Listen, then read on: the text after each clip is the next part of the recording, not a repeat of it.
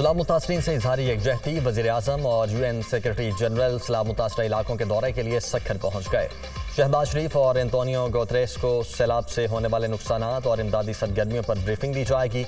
मुतासरीन से मुलाकात भी शेड्यूल।